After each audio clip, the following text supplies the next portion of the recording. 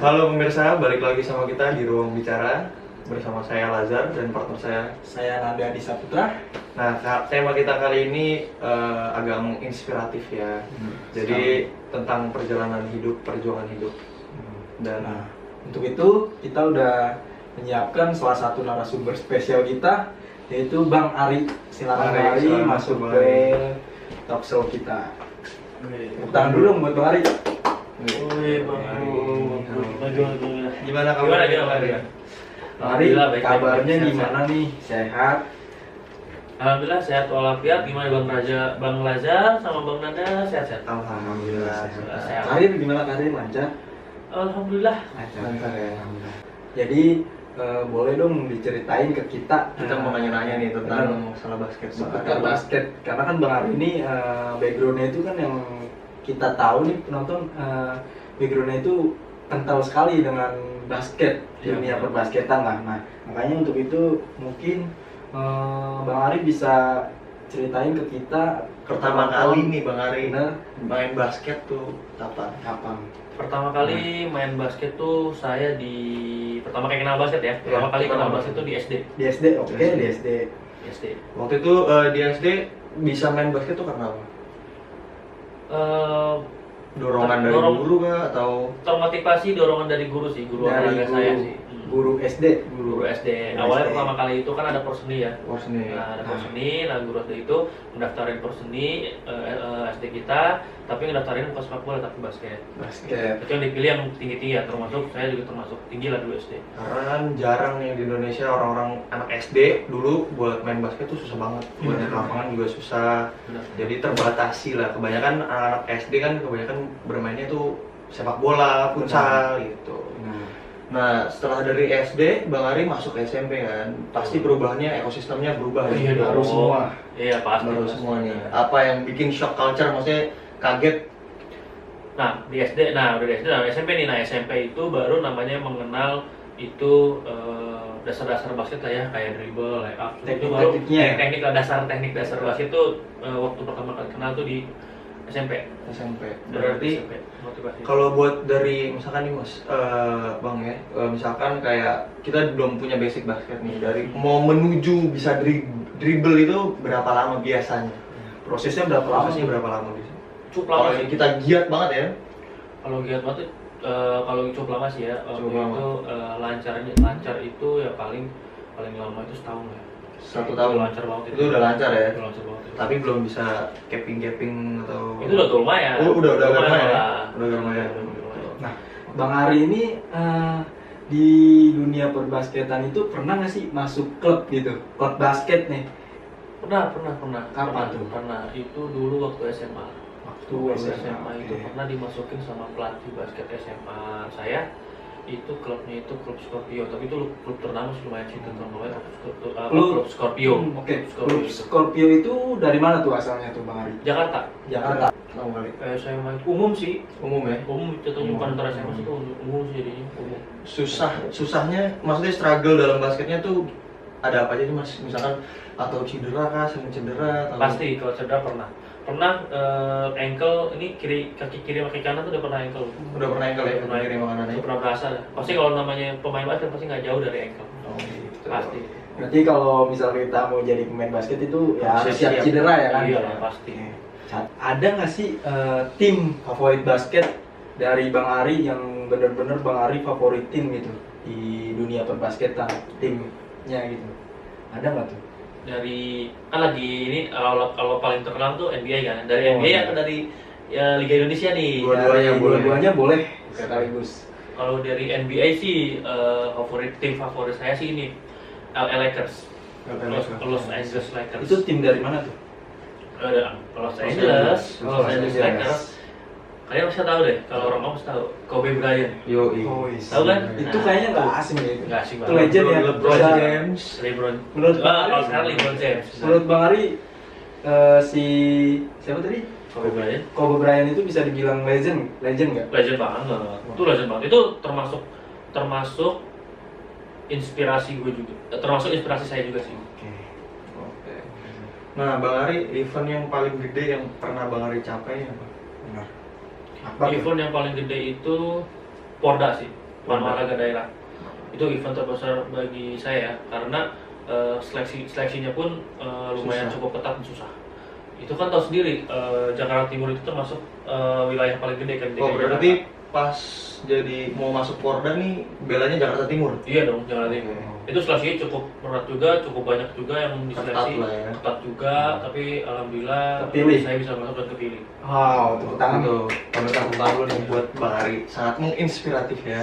Dan momen menginspirasi. dan momen spesial bagi saya itu juara. Juara dan akhirnya juara ya. Juara. Nah, buat di Itu- rumah nih, buat teman-teman, jadi jangan putus asa. Jangan. Kalau kalah, coba lagi. Kalau gagal, ya dicoba lagi Nah. gitu. Kalau gagal dicoba lagi. Nah, untuk saat ini nih, ada pesan-pesan nggak nih buat Bang Ari, buat pemirsa di rumah, Buat penonton nih. penonton di rumah? Kalau pesan bagi saya itu, kalau kalian punya hobi yang kalian tekunin atau keterampilan, ya contohnya kayak saya basket gitu kan, ya udah maju, percaya diri, Percaya jangan diri. menyerah, nggak usah dengar apa kata orang kiri kanan gitu. Yang positif boleh kita ambil, tapi yang negatif Buang tuh. buang, abaikan. Percaya proses. Percaya Ya, proses. percaya proses.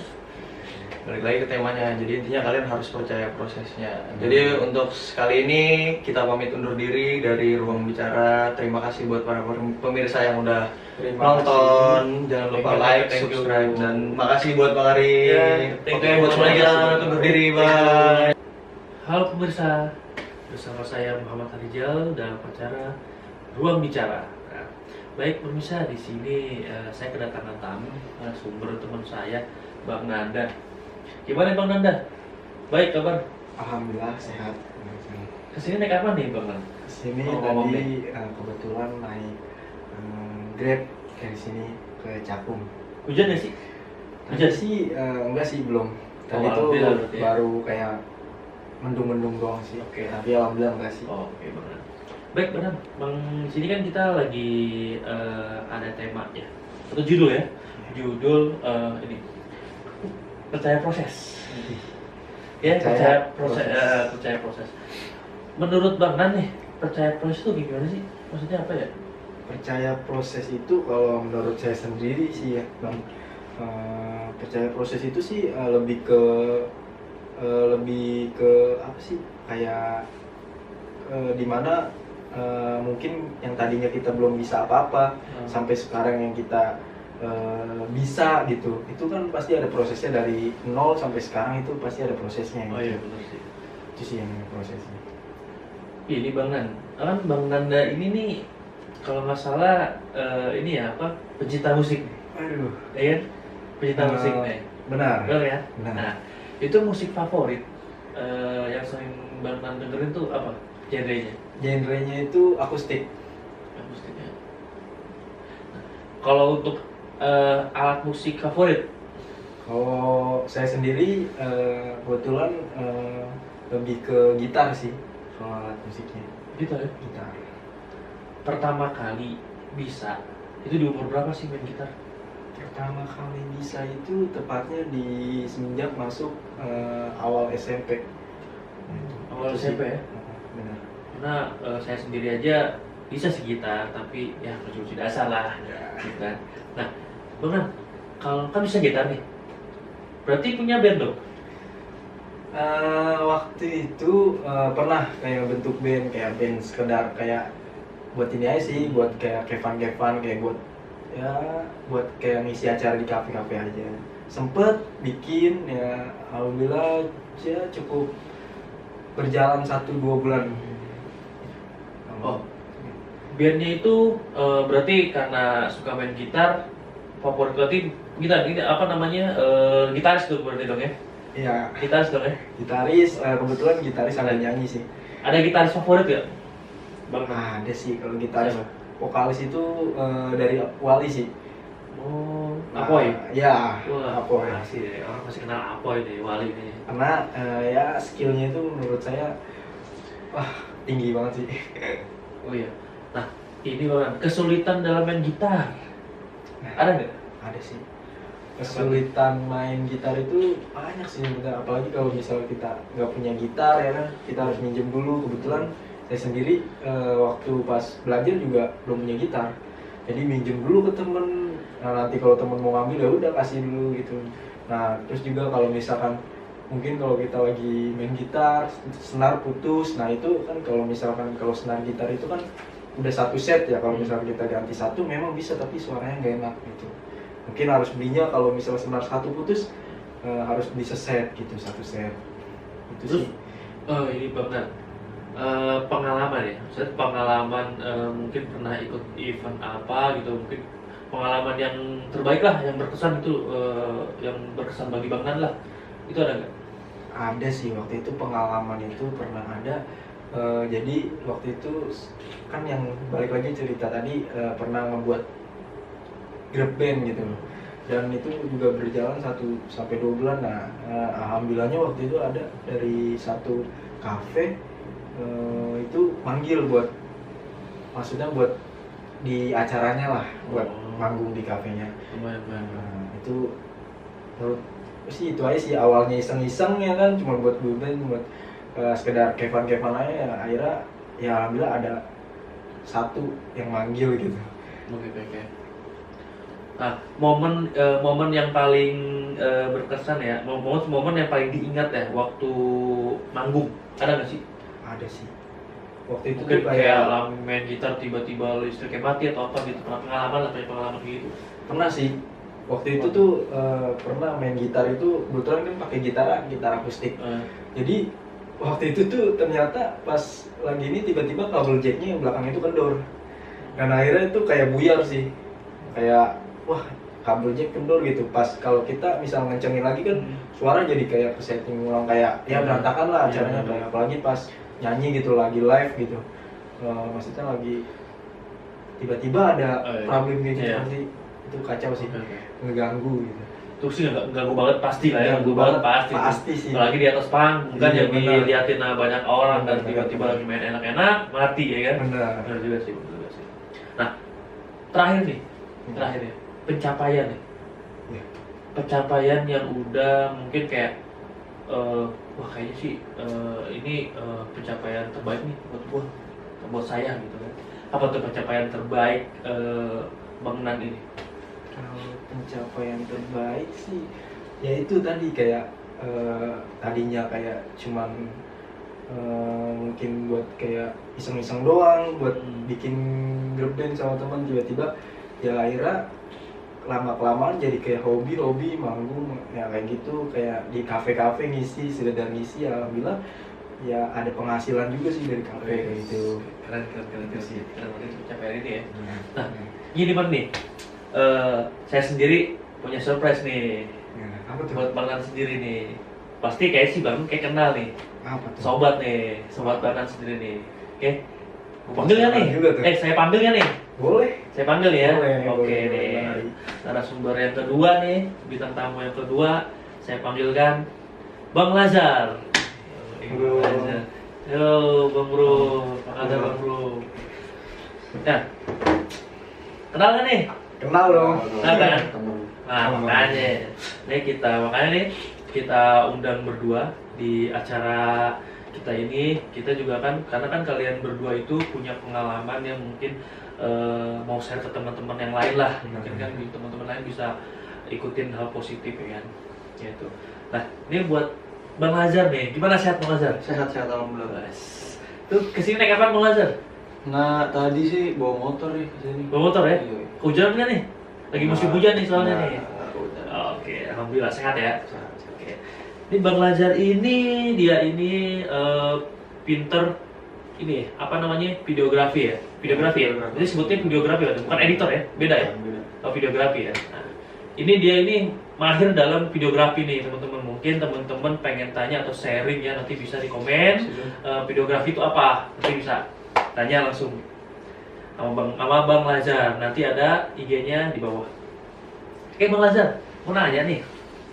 Saya juga masih awam nih videografi kan. Nah, jadi pengen langsung tanya nih, mumpung ada Bang Lazar. Nah, Bang Lazar kapan sih pertama kali tahu tentang dunia videografi? Jadi pertama kali Bang Lazar tahu videografi itu dari mana?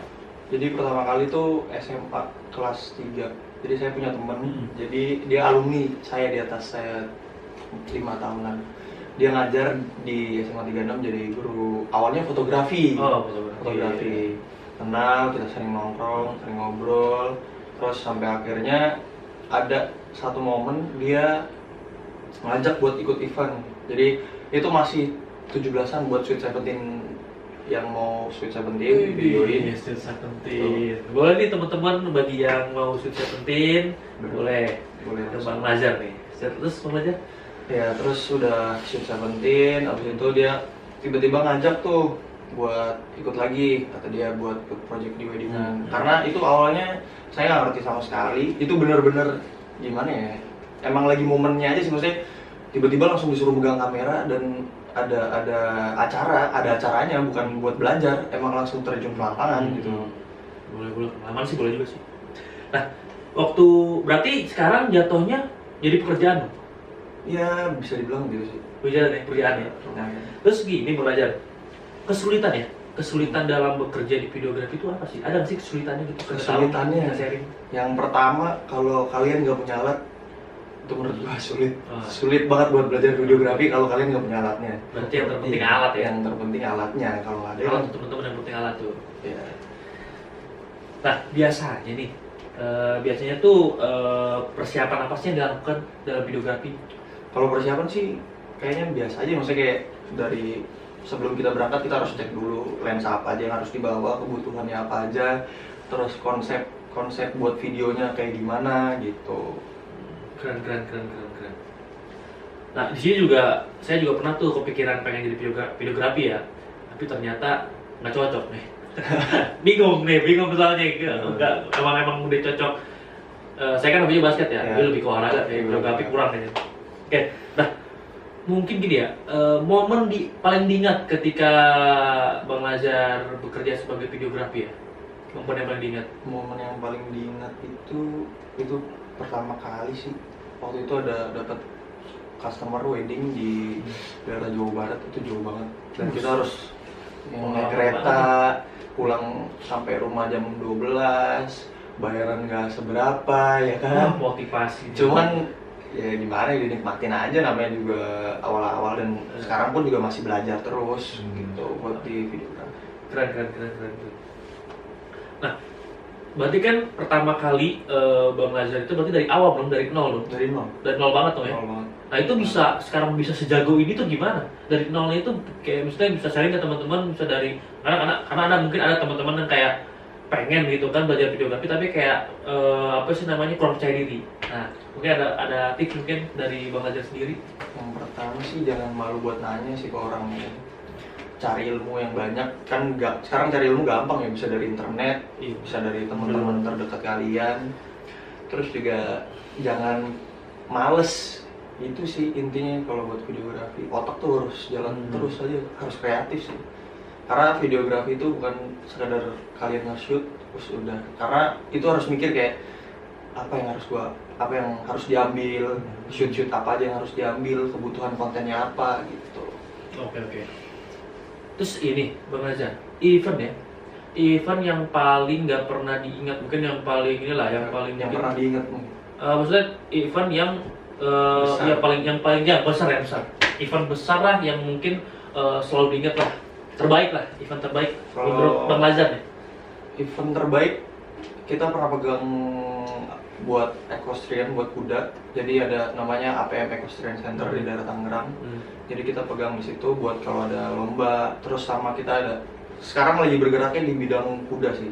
Kayak lomba-lomba buat ICL. ICL tuh Equestrian Champions League. Jadi kuda jumping, tau kan? Oh, kuda yang lompat-lompat gitu ya. Sama ada kuda dressage, jadi dia kayak bisa nari gitu. Nah, itu kita lagi megang project itu. Terus pernah juga megang CIO. Itu kuda juga di Cinta Indonesia Open tahun kemarin. Tahun ini 2021 ya. Ya lebih banyak ke kuda, ya dapat kuda kayaknya. Oke. Nah, pencapaian ya. Gitu. Pencapaian. Nah, terakhir nih, pencapaian yang pernah dicapai oleh Bang Lazar nih. Pencapaian paling tertinggi nih ya, maksudnya pencapaian paling sukses lah menurut Bang Lazar. Yang pernah pengalaman Bang Lazar. Kemarin sih pas disuruh megang buat CIO Cinta Indonesia Open, jadi saya disuruh buat ngambil footage. Itu kan harus dibikin, maksudnya harus brainstorming dulu nih sama temen ya kan. Jadi kita nggak sendirian, ada 2-3 orang lah buat jadi videographer. Jadi kita harus tahu apa aja kebutuhan yang harus diambil. Nah kemarin tuh emang Cinta Indonesia Open kan acaranya gede, maksudnya buat nasional, acara nasional kan. Besar banget tuh. Indonesia berarti itu kalau nasional kan? Iya, betul. Keren. Ada dari Bali, Surabaya, segala macam. Oh, keren. Tepuk tangan, teman. Keren. Nah, baik nih, teman-teman nih, kan sobat saya juga nih. Mungkin ada apa sih namanya quote mungkin ya, atau enggak mungkin ada yang disampaikan kepada pemirsa. Bang Nanda mulai pertama Bang Nanda nih. Gimana? Ada yang ingin disampaikan kepada pemirsa mungkin? Buat penonton semua, mungkin kalau misalkan penonton punya kayak mimpi, mungkin kayak cita-cita, mungkin punya hobi, mungkin punya skill yang masih mendem dalam diri kalian masing-masing, coba deh buat jalanin, coba deh proses dulu, yakin kalau proses itu ada sih sebenarnya dari nol, bahkan dari jatuh, bahkan dari kita dari bawah sampai sekarang mungkin nantinya itu proses itu bakal dinikmatin dengan sendirinya gitu, dengan nantinya kita nggak nyangka sendiri gitu bakal wah udah kayak gini, dulu ngebayangin kayak susah buat gini-gini, mulai gini-gini susah, diremehin orang, di segala macam direndahin, dan akhirnya dengan proses yang ada kita bisa membuktikan bahwa ke orang itu bahwasanya emang proses itu ada dan kita bakal saatnya menikmati hasil dari proses yang kita sedang jalankan gitu. Oke, keren. Bang Ajar gimana nih? Mungkin ada quote buat teman-teman yang pengen jadi videographer gitu. Videographer. Jangan pernah males sih buat belajar. Terus sama pinter itu bukan tentang hal akademik aja sih. Pinter kalian bisa dalam segala hal. Contohnya mungkin kalau kalian nggak pinter di akademik, kalian bisa cari sisi pinter kalian. Bisa di bidang lain, bisa di olahraga, di videografi. Ya. Terima kasih. Wassalamualaikum warahmatullahi wabarakatuh.